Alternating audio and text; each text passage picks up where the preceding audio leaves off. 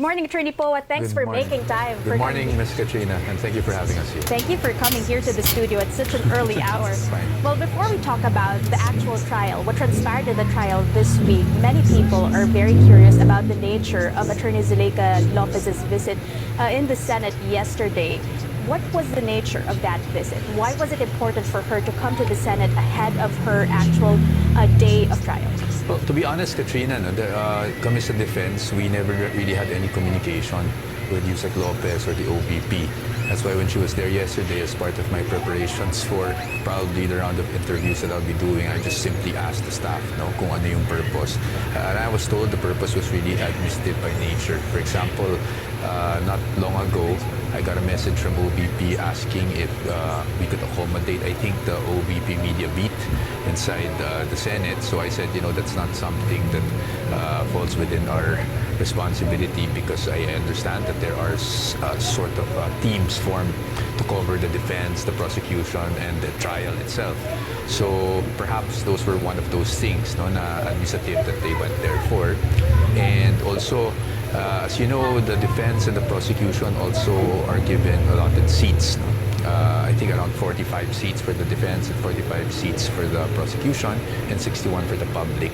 So I was asked if there are times that OVP personnel would like to also visit and view the proceedings. So I said yes, but perhaps a necessary request would have to be made. And so perhaps those are also one of those things that they spoke about. But I don't want to speculate on whatever went on in the meeting, because again, I wasn't present and I wasn't made aware directly. So even on a personal capacity, the defense panel is not actually directly involved in the witness prep of Zuleika Lopez? No, because she's not our witness as of the moment. The subpoena was requested for by the prosecution, not the defense. So sa amin, what we are preparing for is really cross-examining her once she takes the stand. Or we'll have to look at the purpose of the testimony for which she was being asked to take the stand with the prosecution, and that would be the appropriate time for the defense to register any objections if there are any. So I'm not saying we will be, I'm just saying that it will depend on whatever purpose they will be stating. Right, I understand that you seem to not believe that it's not actually fit or necessary to discuss strategy as well as matters of the trial or details of the trial itself. But as far as the defense team is concerned, how different is the preparation when it comes to prepping a regular witness, your witness, as well as someone who is already marked as a hostile witness for the prosecution? Well, definitely there's a huge difference in terms of the rules. For example, we're talking in general terms, diba? Once a witness is qualified as a hostile witness for the party calling such witness, nag-iiba kasi yung rules eh. Usually on direct examination, you can not ask leading questions of the witness that you call to the stand. But once the witness is then qualified as a hostile witness, then for example, in this case, the prosecution can now start asking leading questions. What are leading questions? Meaning questions that are answerable by simply yes or no. So, in terms of the preparation of the defense, knowing that that could be a possibility, a very real possibility, syempre, we are also now focusing on our strategy naman when it's our turn to cross-examine the witness, because then the dynamics would change. And how difficult is it, considering that Attorney Lopez has already been summoned in the House of Representatives, as your camp quotes it, mini trial?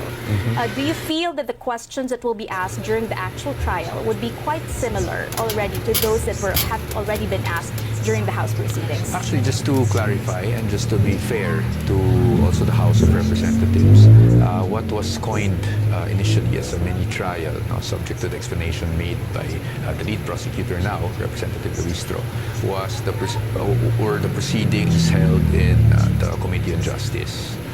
Hindi naman napatawag si Attorney Zuleika doon. In fact, I was the one na napatawag doon. I believe Attorney Zuleika's invite to attend the hearings came during the good government and public accountability. All right, so it's hearings. not an all-encompassing term with regard to the proceedings that happened in the House. No, yeah, the mini trial was really confined to the Committee on Justice hearings, no? So at least, well, that gives us a fair idea kung ano yung mga issues that will be brought out, in terms of her appearance. But again, we cannot be too confident na malilimit lang doon, especially since we're talking about Article 4 now, no? Which yun yung una kasi grave threats. So, based on that, syempre, the job of the defense is to anticipate whatever may be asked and then to prepare for them. Yun lang naman ang pwede namin gawin sa ngayon. I know you have already briefly answered this question during the post-trial press conference last Wednesday, but why was it important for the defense to actually show or flash a clip of Attorney Lopez's so-called meltdown or very emotional moment during that Zoom meeting sometime in November 2024? Well, Katrina, to be honest, it's very hard for me to answer those questions because I'm very mindful of the rules on discussing merits. But perhaps I could just say, para lang maintindihan ng taong bayan without getting into the merits on whether we were successful or not, no?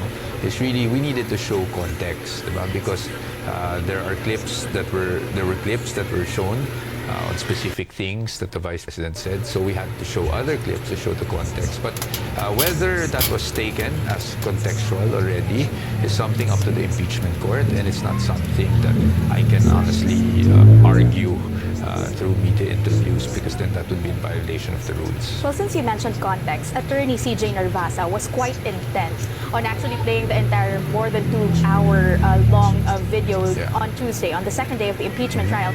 But then there was a sort of withdrawal of that motion or that insinuation come Wednesday. Talk to us about the wisdom behind that pivot. Why did the defense suddenly shift its strategy of wanting to play the video for an entire 2 hours to simply just playing clips of that video? Well, to be very candid, we haven't really shifted on the strategy just yet, no? Everything naman that is done by the person on deck is always a strategy, not of the person, but of the entire team. Now, at that point, we did not feel that it was necessary yet to play the entire 2-hour, 26-minute clip. So there's still a chance that we will be watching? Yes, there is still a chance. I'm not discounting that possibility.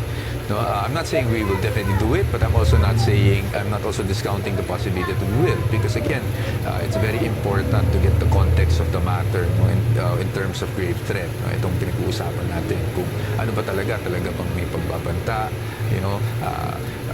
at kung hindi yun pagbabanta, paano tayo dumating sa ganong talanses, hindi ba? So very important yung context.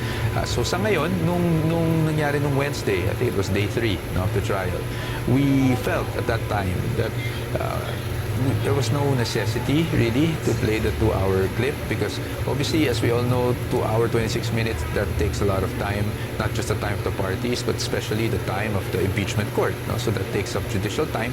So once we do it, we want to make sure that it is definitely necessary for our defense to play that before we subject the senators to a 2-hour 26-minute clip. Do you feel that that strategy would not backfire from your end? Because critics of the Vice President would definitely say that the defense is trying to dribble the ball game here. No, it's not really dribbling. It will depend on the nature kasi of the testimony of the witnesses that the prosecution will be presenting. So, in terms of the witness that was presented the other day, kay Agent Canilong, we felt that it wasn't really necessary just yet. But that doesn't mean that we won't insist on playing the video for some other witness which we think would be vital for that witness. Also, during the post-trial press conference on Wednesday, you gave Attorney CJ Narvasa a 10 out of 10 score in terms of performance, despite the backlash that he got from social media on the second day. Talk to us about that rating. What's behind that number? Just to clarify, actually the question was, one media personnel there asked that the prosecution gave itself a 10 out of 10. So asked me what I thought about the defense, not particularly Attorney Narvasa, but the defense as a whole. So I said, well, to be honest, sa tingin ko 10 out of 10 rin. Why? Because we hit our targets for the first week of trial. But as to Attorney CJ, I would like to also thank him for what he did, for his performance. Regardless of people, there will always be, since it's such a divisive issue, and it is a politically charged trial, there will always be bashers and there will always be people who might like what we're doing. So sa atin, that's par for the course, diba? So, but sa amin, we had our targets for Attorney CJ to deliver, and at least in our view, he was able to deliver those targets. Now, if there are people who didn't like that, I think that comes with the job, really. Before